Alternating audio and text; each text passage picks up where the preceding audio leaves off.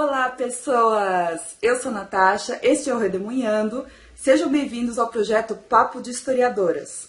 Hoje nós vamos falar sobre a apresentação e o primeiro capítulo do primeiro livro que a gente está lendo, que é O Grande Massacre de Gatos e outros episódios da história cultural francesa.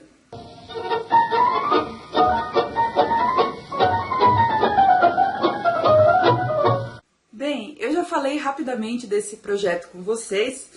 Ele foi idealizado pela Larissa, do blog Papo de Historiadora. Quem está participando sou eu, Natasha, do Redemoinhando, a Cris, do Instagram Pedras em Bolsos, e a Kelly, do canal e blog Aventuras na Leitura. Vou deixar aí embaixo para vocês todos os links dos blogs e canais delas, se elas tiverem, ou do Instagram. E a ideia é que a gente retome algumas obras do curso de graduação de História. No caso delas, muitas vezes elas vão ler mesmo durante a graduação, porque elas são tão novinhas. Eu já sou velha, eu entrei na faculdade, ano que vem vai fazer 10 anos que eu entrei na universidade, né, para me graduar em História. Então, para mim, realmente é uma retomada dessas leituras. E esse livro, O Grande Massacre dos Gatos e outros episódios da história cultural francesa, que é do historiador norte-americano Robert Darnton, é um cara especialista em história francesa do século XVIII. Eu já tinha lido alguma coisa, por exemplo, um capítulo assim na faculdade, mas eu nunca tinha lido a obra inteira. E agora, em julho, na minha pós-graduação, um professor passou pra gente a apresentação do livro, que é o que eu vou falar para vocês hoje, e também o segundo capítulo, que fala sobre o Grande Massacre de Gatos. E eu achei muito bons os textos. A escrita é muito interessante, muito legal. E os temas que o cara trata, né? São temas super curiosos. Eu vou falar pra vocês, vocês vão também ficar interessados. E pelo projeto, a gente pode ou fazer um post no blog, ou fazer alguns comentários de vez em quando. Eu resolvi fazer em vídeo e preferi fazer nesse formato de diário de leitura, que nem eu tô fazendo lá com o Tempo e o Vento, pelo simples motivo de que dá para eu falar com mais detalhes sobre esse livro. Eu sei que muita gente não vai ler, mas pelo menos para dar uma ideia do que rola na historiografia, né, para vocês saberem como é que se escreve a história atualmente. Esse livro não é mais tão atual, mas é mais atual que outros, né? E eu tenho muitas coisas para contar para vocês. Eu acho que os temas vão interessar, sim. Bom, vamos lá então. Esse livro é de 1986, por isso que ele não é tão recente. Mas ele foi baseado num curso que o Robert Darnton deu na Universidade de Princeton em 1972. Então ele é como se fosse um compilado de vários temas, de várias aulas que o Darnton deu nesse ano em Princeton. O curso era uma introdução à história das mentalidades. E eu já conto para vocês o que é isso. Na apresentação do livro, o Darnton vai dizer do que se trata, qual que é a proposta dele com esse livro. Ele diz que o objetivo dele é tentar entender as maneiras de pensar, os mecanismos de pensamento das pessoas comuns, entre aspas, né? As pessoas que não são filósofas nem políticas, das pessoas comuns da França dos séculos XV ao século XVIII, que é o que ele chama de período de Antigo Regime. Para quem não lembra, Antigo Regime é o momento em que a França está sob um regime político absolutista, ou seja, nós temos o rei com o poder praticamente absoluto nas suas mãos, e economicamente nós temos a vigência do mercantilismo, que é uma política econômica cujos preceitos pregam a grande intervenção estatal. Ou seja, a política econômica e a política querem fortalecer o poder do rei. Nesses séculos de Antigo Regime, do século XV ao século XVIII, a França ela é muito estratificada, ela é muito dividida socialmente em quase estamentos, né? Como era na Idade Média. Então você ainda tem servos camponeses, você tem camponeses livres, porém muito pobres. E é mais ou menos dessa população que ele vai querer falar. E também da burguesia, que é uma camada social que ganha poder cada vez mais. Para vocês entenderem mais ou menos o que ele está dizendo quando fala em história das mentalidades, é porque antes da década de 1930, a escrita da história era feita de uma maneira que a gente chama positivista. A A história positivista se focava em estudar as grandes instituições, por exemplo, o Estado ou a Igreja, e só através de documentos muito tradicionais, por exemplo, discursos por escrito, relatórios estatais, governamentais e coisas desse tipo. Então é uma história muito engessada. A partir de 1929, na França, tem dois historiadores chamados Lucien Febvre e Marc Bloch que vão fundar uma revista chamada, agora cuidado com o meu francês, que eu não falo francês, Annales d'Histoire Économique et Sociale. Essa revista vai dar origem a um tipo de escrita de história, um tipo de historiografia chamado História dos Annales. Através dessa corrente historiográfica, o positivismo vai sendo cada vez mais criticado em favor de uma história com mais análises relacionadas a coisas de longa duração, às mentalidades, que é o que o Darnton tenta fazer aqui nesse livro. O que é esse negócio de longa duração, mentalidades e tal? Existe um historiador também francês chamado Fernand Braudel. O Braudel também vai fazer parte aí de uma segunda geração da Escola dos Annales. E ele divide o tempo histórico em algumas durações. É como se o tempo histórico acontecesse em ritmos diferentes, em camadas, por assim dizer. Por exemplo, na base da sociedade nós temos uma história estrutural. São as coisas que mudam muito devagar. Por exemplo, as mentalidades. Por cima dessa camada, a gente tem uma camada um pouco mais mutável, um pouco mais móvel, mas ainda não é uma coisa tão rápida de acontecer. É uma camada de ritmo intermediário, que são as conjunturas. E lá no topo nós temos uma terceira camada, que é de acontecimentos rápidos. São os fatos mesmo, são as coisas que acontecem do nada.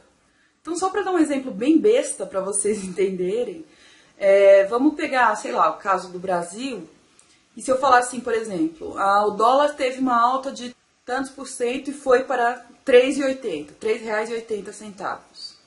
Isso que eu estou contando para vocês é um fato, é um acontecimento, é uma coisa que muda muito rápido. Amanhã o valor do dólar pode ser outro.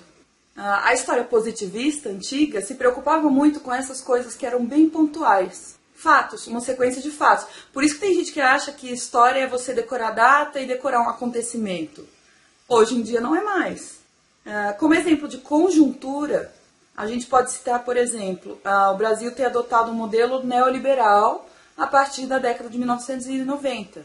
Ou seja, um modelo que não é tão rápido quanto a alta do dólar, por exemplo, mas ele não é imutável durante muito tempo. Pode ser que daqui a 5, 10, 20 anos já mude. Para a história, isso não é tão longo, né? Não é um tempo tão longo. E como estrutura, a gente pode pensar que o Brasil está inserido num contexto de capitalismo. O capitalismo é uma coisa que demora para mudar. Está aí desde o século, sei lá, XV, foi modificando as suas maneiras de se fazer o capitalismo, mas o capitalismo está aí. Então o capitalismo é considerado uma estrutura, uma coisa muito forte e muito lenta, uma duração mais lenta. As mentalidades se encaixam também nessa duração mais lenta, porque elas se modificam muito devagar. É disso que o Darnton está falando quando ele fala que vai contar a história das mentalidades da França no Antigo Regime. Por isso que ele pode falar no Antigo Regime como um todo. Do século XV ao século XVIII, se você for olhar, as mentalidades das grandes massas, as linhas gerais das mentalidades, não se modificaram tanto assim, porque elas são estruturas. Elas fazem parte de um tempo de longa duração. E aí, obviamente, um problema com que todo historiador se depara é a falta de alguns dados ou de algumas informações que a gente poderia usar para análise ou para montar um quadro geral do que acontecia naquele momento. É o que ele chama, de uma maneira muito poética, eu achei, de áreas de opacidade e silêncio.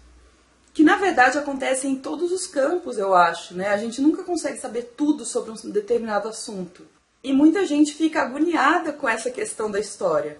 Mas a história tem lacunas, porque o historiador lida com documentos do passado que, obviamente, não vão contar tudo.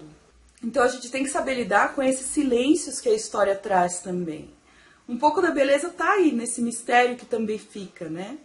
Ah, gente, uma coisa que eu esqueci de falar é que a Escola dos Anali traz uma ampliação do tipo de documentação que o historiador pode usar como fonte histórica.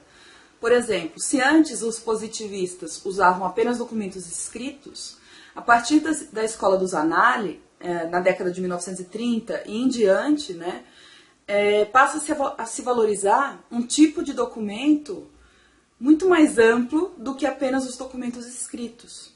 Por isso que antigamente tinha gente que dizia que a África não tinha história, que os índios não tinham história, porque eles não tinham nada escrito. Essa é uma visão muito positivista da história. Hoje a gente pode usar documentos arqueológicos, documentos imagéticos, história oral, para poder entender um pouco mais da história de um povo. Tudo isso é consequência dessa Escola dos Anali, de uma ampliação do objeto de trabalho do historiador, que é o documento. O Darnton fala que ele, nesse livro, escolhe alguns documentos considerados inusitados, entre aspas, documentos antes ignorados pelos historiadores porque eram considerados menores, vamos dizer assim. Então, por exemplo, no primeiro capítulo ele vai analisar os contos de fadas dos camponeses na França. No segundo ele vai usar um relato de um trabalhador urbano sobre esse massacre de gatos. Então, vou falar sobre cada um deles em um vídeo. E a ideia dele é essa, então, pegar esses documentos desprezados, entre aspas, né, pela história mais tradicional, por serem considerados documentos menores, que dizem respeito à população em geral e não à elite. Quero ler uns trechinhos para vocês. Os outros povos são diferentes. Não pensam da maneira que pensamos. E se queremos entender sua maneira de pensar, precisamos começar com a ideia de captar a diferença. Traduzido em termos do ofício do historiador, isso talvez soe simplesmente como aquela familiar recomendação contra o anacronismo. Anacronismo é quando a gente procura projetar em outros povos, principalmente povos de outros tempos, valores que são atuais nossos. Por exemplo, como eu fiz mais ou menos lá no outro vídeo falando sobre a megera domada, eu não gostei muito porque no final da megera domada, a Catarina, que é a megera, ela é domada, ou seja, ela parte para um papel de submissão feminina. Eu estava sendo anacrônica, porque naquele momento o mais comum era que a mulher fosse submissa, enquanto que hoje isso já mudou. Então eu estava projetando um valor do presente, em que eu acredito, no passado. Isso é que é anacronismo. Aí ele continua. Mas vale a pena repetir a afirmativa porque nada é mais fácil do que deslizar para a confortável suposição de que os europeus pensavam e sentiam, há 2 séculos, exatamente como fazemos agora, acrescentando-se as perucas e os sapatos de madeira.